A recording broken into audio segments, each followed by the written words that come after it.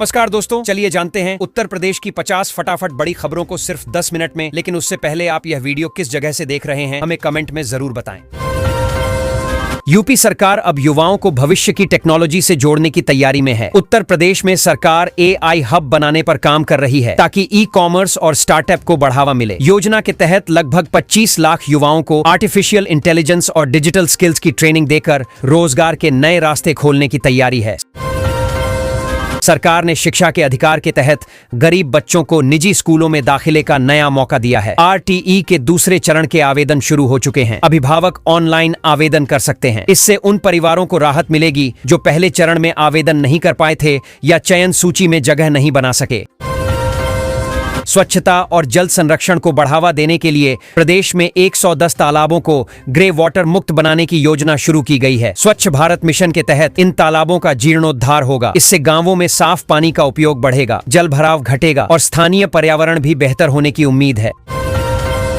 किसानों को नकली बीज से बचाने के लिए अब बीज की थैलियों पर QR कोड अनिवार्य करने की तैयारी है। किसान मोबाइल से स्कैन कर बीज की असलियत जान सकेंगे। इससे फसल खराब होने का जोखिम घटेगा और कृषि में पारदर्शिता बढ़ेगी, जिससे किसानों का भरोसा और उत्पादन दोनों मजबूत होंगे।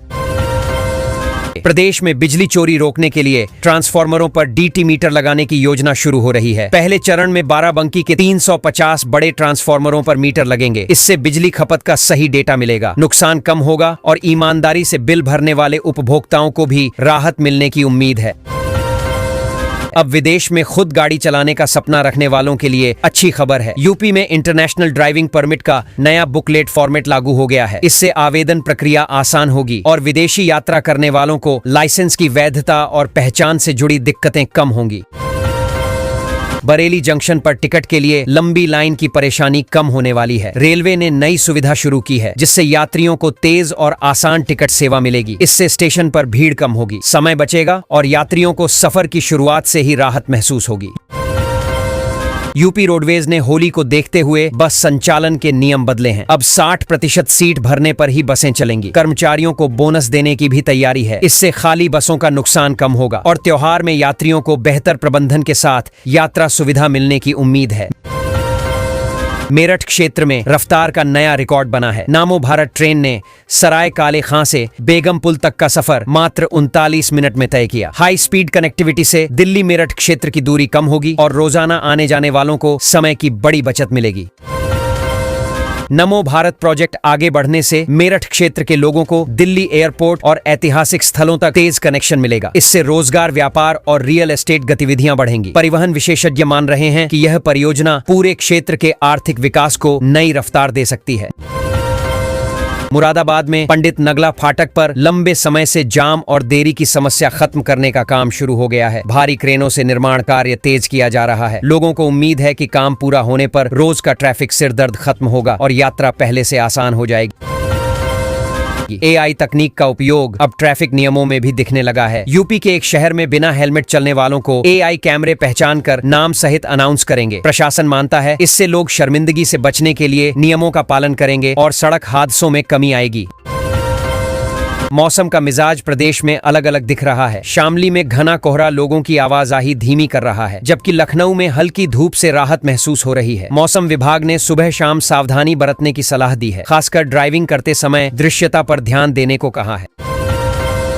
बाराबंकी में मिलावटखोरों के खिलाफ बड़ी कार्रवाई हुई है। अधिकारियों ने छापेमारी कर लाखों का सरसों तेल और पाम ऑयल जब्त किया। प्रशासन का कहना है कि त्योहारों के समय मिलावट बढ़ती है, इसलिए जांच तेज की गई है ताकि लोगों की सेहत से खिलवाड़ करने वालों पर रोक लगाई जा सके। नोएडा में SME IPO घोटाले के मामले में आयकर विभाग ने बड़ा ऑपरेशन चलाया। करीब 200 अधिकारियों की टीम ने कई जगहों पर एक साथ छापे मारे। जांच एजेंसियां मान रही हैं कि इस कार्रवाई से निवेशकों से जुड़ी बड़ी वित्तीय अनियमितताओं का खुलासा हो सकता है।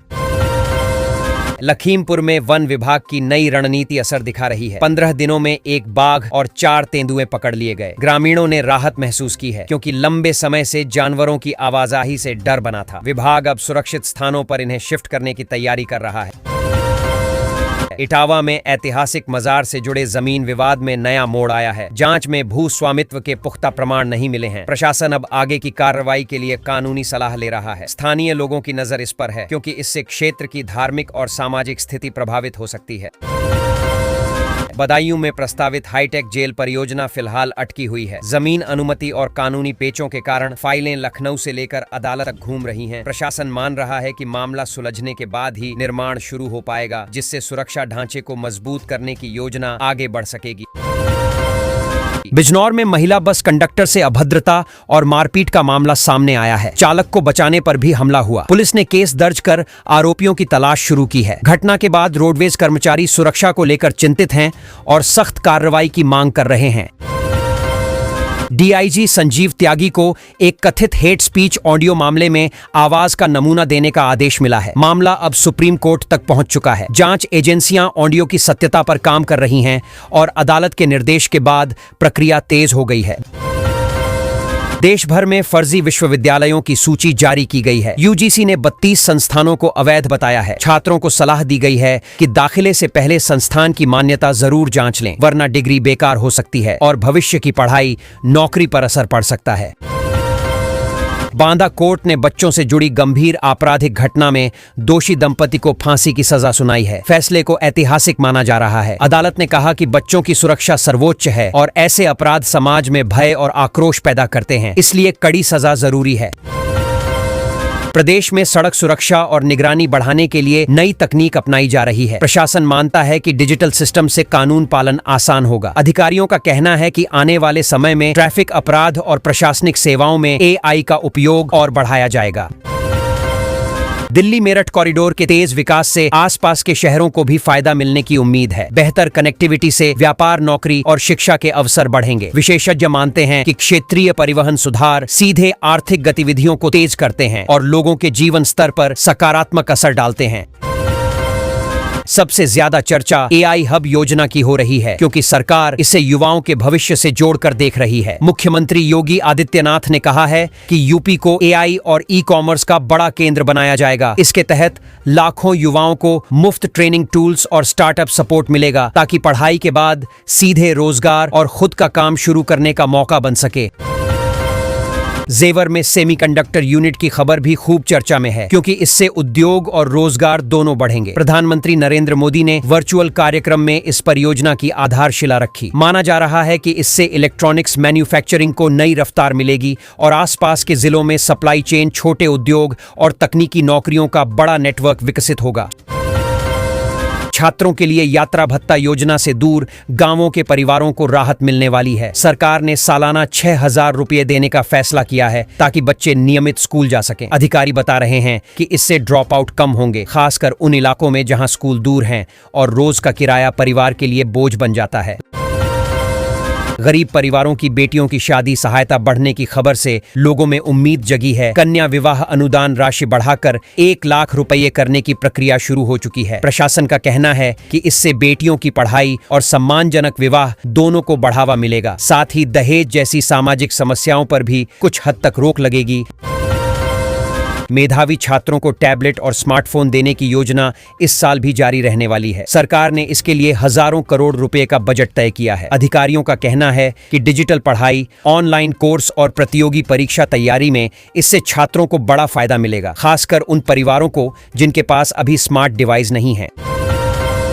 पेंशन योजनाओं के विस्तार से बुजुर्गों में भरोसा बढ़ा है कि सरकार सीधे मदद पहुंचा रही है। करीब 67 लाख वृद्धजन और दिव्यांगों को नियमित पेंशन सीधे खाते में भेजी जा रही है। अधिकारियों के अनुसार डिजिटल भुगतान से बिचौलियों की भूमिका खत्म हुई है और ग्रामीण इलाकों में बुजुर्गों को समय पर पैसे मिलने लगे हैं। मेधावी छात्राओं के लिए स्कूटी योजना की तैयारी से कॉलेज जाने वाली बेटियों में उत्साह है। रानी लक्ष्मीबाई योजना के तहत सरकार ने बड़ा बजट रखा है। बताया जा रहा है कि इससे दूर कॉलेज जाने वाली लड़कियों की सुरक्षा और आत्मनिर्भरता बढ़ेगी। साथ ही परिवारों का परिवहन खर्च भी कम होगा और पढ़ाई जारी रखने का भरोसा मिलेगा। कन्या सुमंगला योजना में राशि बढ़ने के बाद सरकार अब नए लाभार्थियों का सही सत्यापन कर रही है। योगी आदित्यनाथ ने अधिकारियों से कहा है कि जिन परिवारों को सच में जरूरत है उन्हें ही लाभ मिले। जिलों में टीमें लग गई हैं ताकि कोई पात्र बच्ची योजना से वंचित न रह जाए और आवेदन प्रक्रिया साफ सुथरी रहे। स्मार्टफोन और टैबलेट योजना का नया चरण आज से कई जिलों में शुरू हो गया है। सरकार चाहती है कि पढ़ाई करने वाले युवाओं को डिजिटल साधन मिले ताकि वे प्रतियोगी परीक्षाओं और ऑनलाइन शिक्षा में पीछे न रहें। कॉलेजों में वितरण शिविर लगाए जा रहे हैं और छात्रों से पहचान व दस्तावेज साथ लाने को कहा गया है। मुख्यमंत्री सामूहिक विवाह योजना में सहायता राशि बढ़ाकर 1,01,000 करने के बाद नया आवेदन पोर्टल चालू कर दिया गया है। अधिकारियों का कहना है कि अब ज्यादा गरीब परिवार अपनी बेटियों का विवाह सम्मान से कर सकेंगे। समाज कल्याण विभाग ने ऑनलाइन आवेदन प्रक्रिया सरल कर दी है ताकि ग्रामीण लोग भी आसानी से जुड़ सकें। समग्र शिक्षा अभियान के तहत प्राथमिक स्कूलों को स्मार्ट बनाने का काम तेज कर दिया गया है। सरकार ने डिजिटल बोर्ड, प्रोजेक्टर और बेहतर फर्नीचर के लिए अलग बजट जारी किया है। अधिकारियों का मानना है कि बच्चों को आधुनिक तरीके से पढ़ाया जाएगा तो सरकारी स्कूलों पर भरोसा भी बढ़ेगा और निजी स्कूलों की निर्भरता घटेगी। प्रधानमंत्री धन धान्य कृषि योजना का विस्तार यूपी के कई जिलों में किया जा रहा है। इसका मकसद किसानों को बेहतर बीज, तकनीक और बाजार तक पहुंच देना है। कृषि विभाग गांवों में शिविर लगाकर किसानों को योजना समझा रहा है ताकि उत्पादन बढ़े और खेती ज्यादा लाभकारी बन सके। खासकर छोटे किसानों के लिए युवा उद्यमी विकास अभियान के तहत ब्याज मुक्त ऋण देने की प्रक्रिया शुरू हो गई है। आज पहले चरण के आवेदनों की जांच शुरू हुई। अधिकारी कह रहे हैं कि जिन युवाओं के पास अच्छा व्यापारिक विचार है उन्हें पूंजी की कमी नहीं होने दी जाएगी। इससे छोटे शहरों में रोजगार बढ़ने की उम्मीद जताई जा रही है।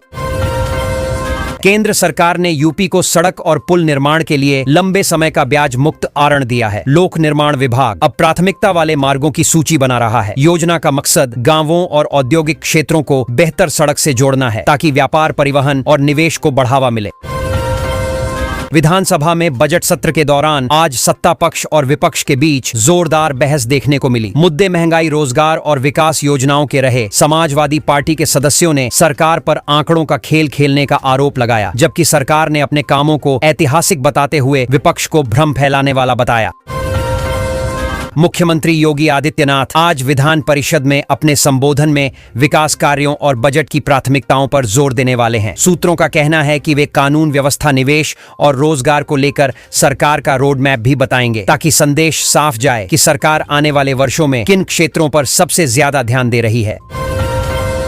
मुख्तार अंसारी के परिवार से जुड़े सोशल मीडिया पोस्ट के बाद राजनीतिक हलचल बढ़ गई है। विपक्ष इसे अंदरूनी कलह बता रहा है, जबकि समर्थक इसे निजी मामला कह रहे हैं। राजनीतिक विश्लेषकों का मानना है कि चुनावी माहौल में ऐसे संकेत स्थानीय राजनीति पर असर डाल सकते हैं। खासकर पूर्वांचल क्षेत्र में बजट 2026 पर विधानसभा में लगातार चर्चा चल रही है। सरकार इसे विकास और निवेश बढ़ाने वाला बता रही है, जबकि विपक्ष कर्ज और खर्च को लेकर सवाल उठा रहा है। अर्थशास्त्रियों का कहना है कि इतना बड़ा बजट अगर सही तरह लागू हुआ तो राज्य की बुनियादी ढांचे और रोजगार पर बड़ा असर पड़ सकता है।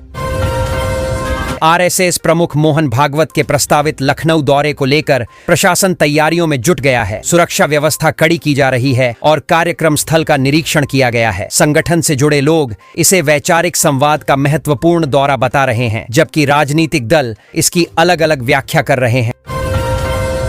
अखिलेश यादव की मौजूदगी में नसीमुद्दीन सिद्दीकी के समाजवादी पार्टी में शामिल होने से सियासी समीकरण बदलने की चर्चा है। पार्टी इसे सामाजिक संतुलन मजबूत करने वाला कदम बता रही है। विश्लेषकों का मानना है कि इससे कुछ इलाकों में विपक्ष को नई ऊर्जा मिल सकती है।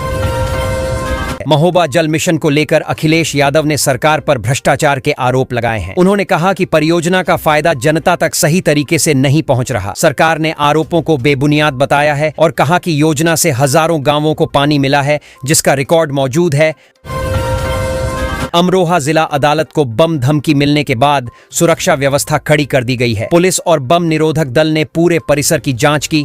अधिकारियों ने कहा कि फिलहाल कोई संदिग्ध वस्तु नहीं मिली, लेकिन एहतियात के तौर पर निगरानी बढ़ा दी गई है ताकि लोगों में भय न फैले।